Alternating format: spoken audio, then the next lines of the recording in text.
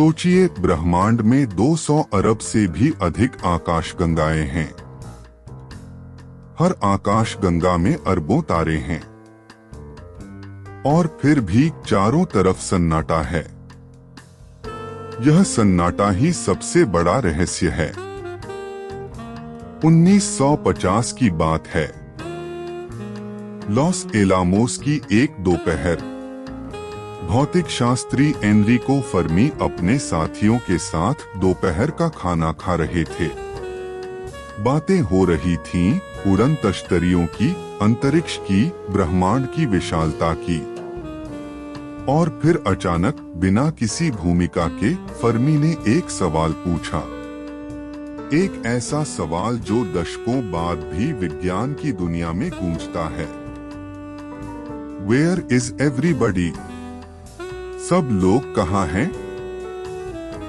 बस इतना। लेकिन इस छोटे से सवाल के पीछे एक विशाल विरोधाभास छुपा था, जिसे आज हम फर्मी पैराडॉक्स के नाम से जानते हैं। और इस विरोधाभास का जवाब खोजने की कोशिश में वैज्ञानिकों को एक ऐसी संभावना मिली जो शायद मानव इतिहास की सबसे भयावह सोच है। उस संभावना तक हम पहुंचेंगे, लेकिन पहले यह समझना जरूरी है कि फर्मी का सवाल इतना विस्फोटक क्यों था। ब्रह्मांड लगभग 13.8 अरब साल पुराना है। हमारी आकाशगंगा मिल्की वे में अनुमानतः 100 से 400 अरब तारे हैं। इनमें से करोड़ों तारों के इर्द गिर्द ऐसे ग्रह हैं जो पृथ्वी जैसी परिस्थितियां रखते हैं, न बहुत गर्म न बहुत ठंडे। वैज्ञानिक इन्हें हैबिटेबल जोन में रखते हैं। अब जरा सोचिए, अगर इनमें से सिर्फ 1% ग्रहों पर भी जीवन ने जन्म लिया हो और उनमें से सिर्फ 1% पर बुद्धिमान जीवन विकसित हुआ हो, तो भी संख्या इतनी बड़ी होगी कि हम सोच भी नहीं सकते। और हमारी आकाशगंगा पृथ्वी से कहीं पुरानी है। यानी कोई सभ्यता हमसे लाखों या करोड़ों साल पहले विकसित हो सकती थी। इतने समय में वो पूरी आकाशगंगा में फैल सकती थी, अपने संकेत भेज सकती थी, हमसे संपर्क कर सकती थी। लेकिन कुछ नहीं हुआ। कोई संकेत नहीं, कोई संदेश नहीं, कोई आगमन नहीं। यही फर्मी पैराडॉक्स है।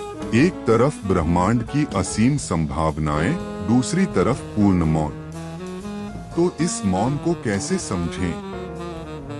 वैज्ञानिकों ने कई व्याख्याएं दी हैं। शायद अंतरतारकीय दूरियां इतनी विशाल हैं कि यात्रा असंभव है। शायद बुद्धिमान जीवन हमसे बहुत अलग तरीके से संचार करता है, जिसे हम पहचान नहीं पाते। शायद वे जानबूझकर चुप हैं। शायद वे हमें देख रहे हैं और इंतजार कर रहे हैं। ये सब दिलचस्प संभावनाएं हैं। लेकिन 1996 में एक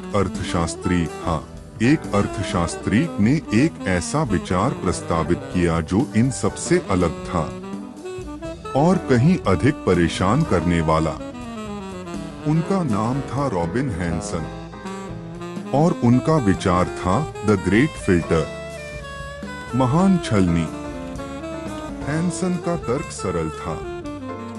अगर ब्रह्मांड में बुद्धिमान जीवन के लिए इतनी संभावनाएं हैं और फिर भी हमें कोई नहीं मिला, तो इसका मतलब है कि कहीं न कहीं एक ऐसी बाधा है जिसे पार करना लगभग असंभव है।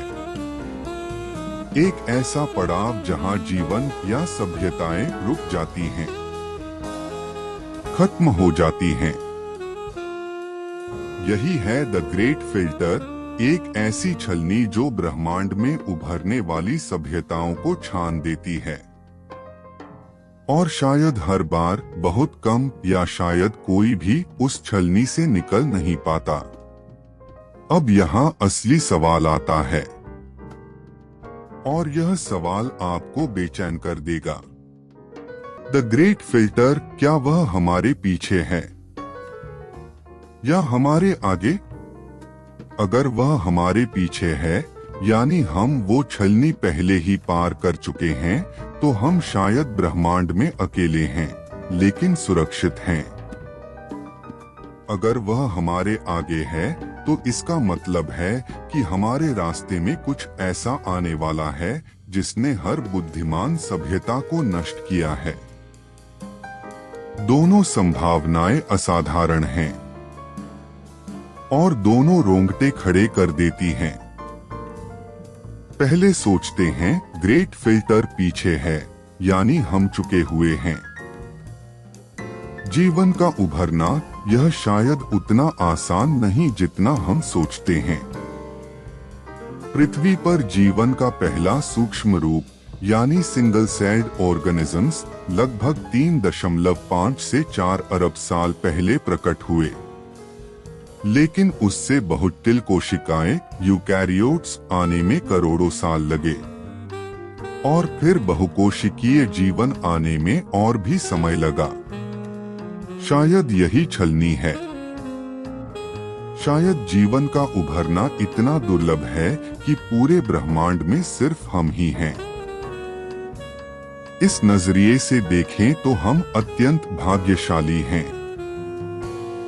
हम एक ऐसे ब्रह्मांड में हैं जो खाली है, लेकिन हम जीवित हैं।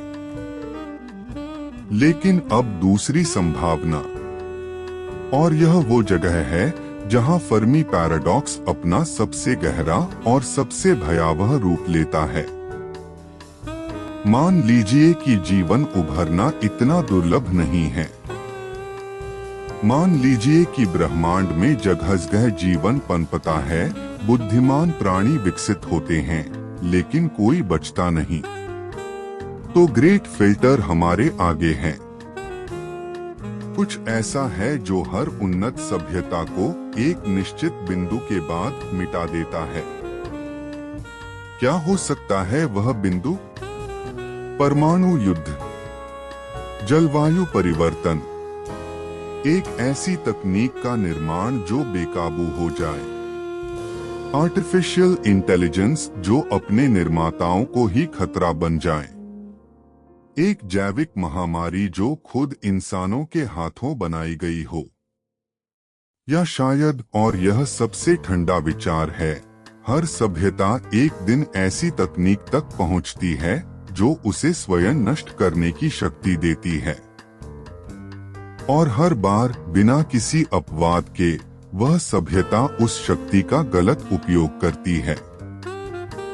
अगर ऐसा है तो हम भी उसी रास्ते पर हैं। यह फर्मी पैराडॉक्स का सबसे असहज निष्कर्ष है कि ब्रह्मांड का मौन हमें हमारे अपने भविष्य की चेतावनी दे रहा है। लेकिन रुकिए, एक और पहलू है जो शायद सबसे अजीब है। क्या होगा अगर हम अंतरिक्ष में जीवन के संकेत खोजें? वास्तविक निर्विवाद संकेत, कोई संदेश, कोई संरचना, कोई उपस्थिति। अधिकांश लोग सोचते हैं यह सबसे खुशी की खबर होगी। हम अकेले नहीं हैं। लेकिन हैंसन और उनके बाद के कई विचारकों का कहना है यह शायद इतिहास की सबसे बुरी खबर होगी। क्यों? क्योंकि अगर हमें ऐसे जीवन के संकेत मिलते हैं जो सरल है, सूक्ष्म जीव, बुनियादी जीवन, तो इसका मतलब है कि जीवन का उभरना आसान है, जो ग्रेट फिल्टर को आगे धकेल देता है। हमारे आगे, यानी जितना सरल जीवन हमें बाहर मिले, उतना ही बड़ा खतरा हमारे सामने हो सकता है। और अगर हमें कोई उन्नत सभ्यता मिले, कोई जो हमसे बहुत आगे हो, तब तो ग्रेट फिल्टर या तो उनके आगे है या वे खुद उस छलनी हैं। दोनों स्थितियां असुविधाजनक हैं। अब एक क्षण के लिए इस पूरी बहस से बाहर निकलिए।